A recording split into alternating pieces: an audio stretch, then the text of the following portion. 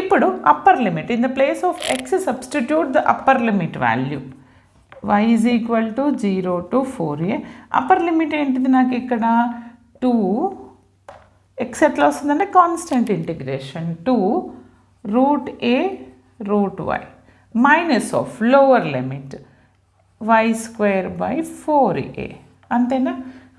ఇప్పుడు నేను dyతో చేస్తాను. dyతో చేస్తే నాకు ఎంత వస్తుంది? y కదా, y to the power of 1/2. y to the power of 1/2 అని అంటే ఆఫ్టర్ ఇంటిగ్రేషన్ ఏమవుతుంది? 1/2 plus 1 అంటే y క్యూబ్ అవుతుంది. 2 into root a into y to the power of 1/2 plus 1. 1/2 plus 1 అంటే 3/2 అవుతుంది. డివైడెడ్ బై 3/2 మైనస్ ఆఫ్ ఇది y cube by 3